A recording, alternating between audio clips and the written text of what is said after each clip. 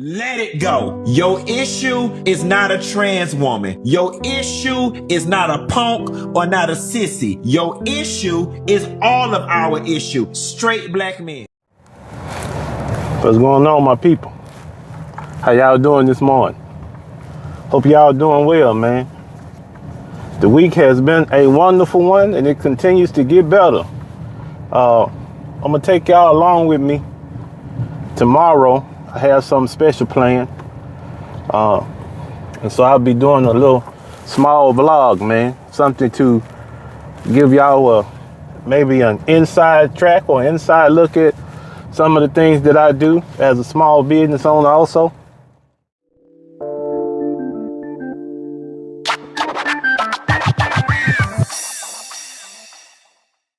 I wanted to set the record straight on a couple of things, man. Listen, I usually don't respond when it comes to things that's said on social media. I don't have a visceral reaction, or I try not to. Because of course, you know, that's one of the things we believe in. We believe in self-control and in intentionality. We believe in making decisions that in the end gonna help everybody involved. But that's the way we live, right? So the reel that I released yesterday, the very first one, it was a reaction, a very measured reaction, I think, to what was being said. In the vilest fashion, you have someone who is making a blanket statement about straight men, heterosexual men. And he uses the term cancer. And I think that was deliberate. I think he was trying to get views. I think he was trying to get subscribers. Okay, that's one thing. But I think the reason why I had to say something, why I couldn't sit by and just allow that particular notion just to hang in the air without a response, is because I'm a firm believer in being intentional, as we mentioned, being measured in my responses and my approach, but at the same time, I believe in setting the right example. I believe in standing up for the right things. And if you watch my channel, any episode that you go to, you understand that I stand up for manhood. I stand up for the brothers who are putting themselves on the line every day to acquire the resources that their family needs and bringing the resources back. You know that I'm for that. I'm not against women. I'm not misogynist, but I have to be concerned about the welfare of the men around me because I share their struggles. Having said that, once again, I will describe it as the vilest thing I've ever heard. And so what I'll do is I will censor out the profanity, but I want you just to listen to this particular point, okay? Just take a listen. I'm gonna catch a lot of flack for this, but I'm gonna say it out loud with my whole chest. Straight black men are the cancer of the black community. Ladies and gentlemen, it has now come to the time that we have a conversation. I have been saying for years on this show that black men need to have a conversation, black men alone. We have got to figure out what is going on with us. This is not something that black women can help us with. This conversation does not include black women. Black women, stand down and stand to the side. Black men need to have a kumbaya amongst themselves, and I'm gonna niche this out a little more. And it's heterosexual black men. I'm gonna catch a lot of flack for this, but I'm gonna say it out loud with my whole chest. Straight black men are the cancer of the black community. That's where it starts and that's where it stops. Ladies, I'm here to tell y'all something. All that y'all got going on, some of y'all, not all of y'all, with the gays and with the trans,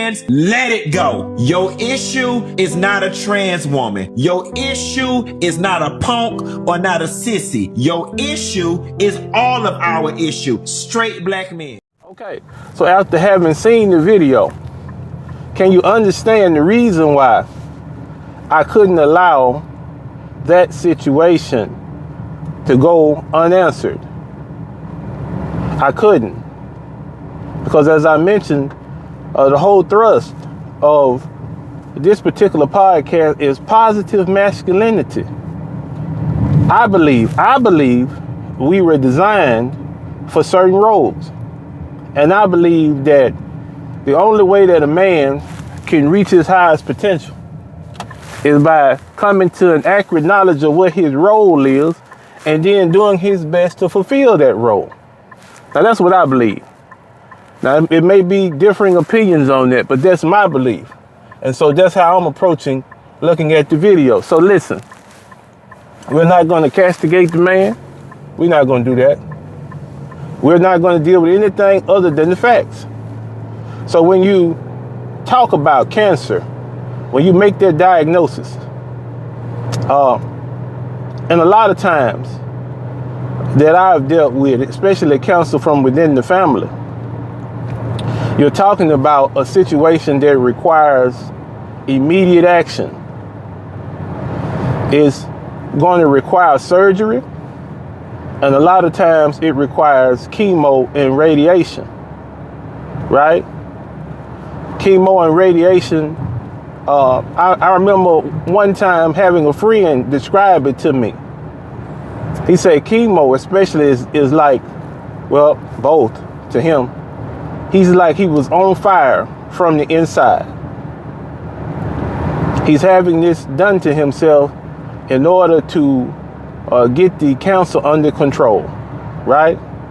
So it's a very serious matter. And a lot of times people pass away from their fight with cancer, okay? So what did I take from what the gentleman said? Well, I took a number of things. To use the expression cancer, you're saying that all heterosexual straight men are the reason why the black community is dying. We're the reason why. And I want you to notice in the video that he cleared homosexual men and he cleared the women. So we're going to have to come back to that thought process too. But let's stay on point for the one that I'm describing. So we're a cancer. So the straight black men who get up like me every morning, get ready, get prepared for the day, go out into the world and perform at a high level so that, like I mentioned, the resources that's needed for the family are gathered, and then come home and make sure that things are in order there, teaching my daughter, trying to help her to have a lifestyle that'll be beneficial for her now and into the future. So what you're telling me is that my efforts to do that, to lead my family, all my efforts result in nothing. And instead of it helping, it's actually hurting the family, right? So what I'm trying to understand, what would be the reason for putting this rhetoric out here other than the promotion of alternative lifestyles?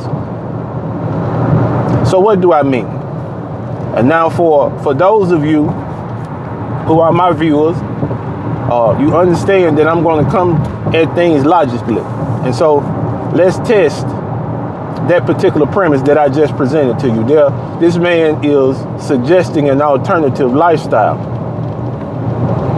because clearing the women, the ladies I should say, and clearing homosexual men, it paints the picture that if you are not in those two groups, and matter of fact, he's saying it, if you're not in those two groups, then that means that there is inherently an issue with who you are. Okay? Let's take it a step further. Now, having said that there's inherently an issue with heterosexual straight black men, then you're saying that as a group of people, we need to be removed from the black community. Okay? Am I still logical? Because we want to take all the emotion out of it and just deal with the facts. So now, having that premise in mind, what impact does that thought process have on the hard-working, loyal, faithful black men who lead families and who do their best to make sure that everyone has a life that they can be proud of and that they can enjoy? What does that do to their mindset, their mental health? But more importantly, when I heard this foolishness, I thought about the young men in the world now who may not have had the leadership that they were supposed to, and they're flailing. They're flailing. They don't know what to do. And this particular thought process contributes to them being destabilized. Let me tell you why I say that. Because as a young man, if I don't know who I am, if I don't know what responsibilities I should hold, if I don't know my role, then I'm looking to try to find it. Especially if there's no one there to point it out to me and model it to me. I'm looking to try to find it, right? And running up on this kind of rhetoric, a young person who's impressionable, who hadn't taken the time to really invest in dissecting, because those of us of the older crowd, automatically we're dissecting the situation. We're not taking it for face value, okay? So the young man is not dissecting the situation. And this is a conclusion that he possibly could come up with. Some may not, some could. This is a conclusion that he probably could come up with. Since the problem is not with the woman or the homosexual man, then that means that I need to position myself to be a part of one of those two groups. Right? If there's no blame for the condition of the community that can be seen from those two groups, then I need to position myself on the right side of this thing. And on the right side is on the individuals who don't bear any blame for how the situation turns out. Right? As humans, that's just our nature. We want to be on the right side of things if we possibly can. Right? So, what kind of decision are you asking this young man to make? What kind of decision? And then if you notice, if you continue to listen now, because we're breaking it down logically, he said that women don't have a problem with gay men or trans people, right? That's not their enemy. Their enemy is straight heterosexual men. So do you see how insidious that is? That's the reason why I had to take this time to break that clip down. Do you see how insidious it is? I'm not discouraging the choice. Now, whatever the actions are as a result of the choice, then the person will have to deal with it. Everyone has that choice. You were created with the choice to be able to do what it is that you wanted to do. But at the same time, because you have freedom of choice, then you're going to have consequences that come along with whatever choice you decide to make, right? So he has the choice now. He's been given the choice since being a man and masculinity and manhood is not adequate in this situation. Then the man is painting the situation where it would be better if the young man chose to be homosexual or trans. Did I make a jump? Is that too much to say? Is it too much to say? Just think about that. He cleared the trans community. He cleared those that have alternative lifestyles. He cleared all of them. He aimed squarely at heterosexual men, and then he doubled down to heterosexual black men. That's why I say you can't take things at face value. You can't. And if I'm a man who espouses principles of manhood, if I'm a man who encourages you to develop yourself into the best version of man that you possibly can, there's absolutely no way that I wasn't going to respond. And I see all over the internet that there are men. There are men who are standing up and they're responding because this is absolute foolishness. It's absolute foolishness. We've sat down right this morning, the last few minutes, and fully dissected what this was about. And this is a guy who continues. He said it on several interviews. He continues to malign heterosexual straight black men. He has an issue with them. And he's painting a narrative that the only way that we'll be able to save the society we're in, more specifically the black community, is by either becoming a trans person or by becoming homosexual. That's what he said. Because the premise of what he did, he cleared, and I'm saying this again because I want this to be crystal clear for everyone that's watching. He cleared all of the alternative lifestyles. He cleared those. Those are not the problem within the black community. Those ideologies are not posing any danger to the black community. The individuals who are most dangerous, because that's what cancer is. Cancer is death dealing. If it's not treated in time, if the proper protocols and procedures aren't used when it's discovered, the person could lose their life. And he's saying that the cancerous agent within the black community is the straight heterosexual black man. So of course, I had to take some time to think about it, to pray over the matter, because we deal with positivity, we deal with trying to help individuals, trying to be balanced, right? But in some circumstances, you have to speak, because a notion like this is most definitely going to do more harm than good. Because if I'm a person who has chosen an alternative lifestyle, no one can judge you for that. No person can judge you. I can't say, well, you wrong because of that. No, because I have to respect your freedom to choose. I have to respect that. But at the same time, you have to respect my freedom to choose. Right? So I respect the fact that you choose an alternative lifestyle. I don't berate you. I don't malign you, even though it's not something that I might agree with. I don't berate you because I respect the choice. So if there's a gentleman around you and he chooses to live as a straight heterosexual black man, and he chooses to take on the responsibility of a family, a wife and children, and he chooses to do the best that he possibly can to provide for his wife and children, then I have to respect the choice. I have to respect the choice. And that's what really fuels the video for me.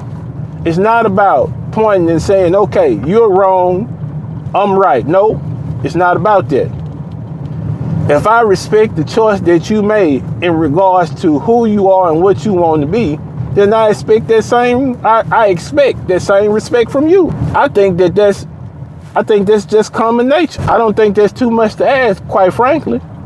But I had to do this behind the pen, man, because I'm fighting for men to be principled. I'm fighting for men to take on the role that they were created to take on, and to do it in the way that they were created to do it, man. And when I hear foolishness like this, it just lets me know how far away from respect people have come. They don't respect other individuals' right to choose. They don't even respect the fact that some may disagree with what you choose. But we all can work on that, man. We all can work on showing respect to each other even more. I hope my thoughts have, made a dent, man. I hope you understood where I was coming from. Well, I love you. Time to go to work, baby. Be easy. Peace.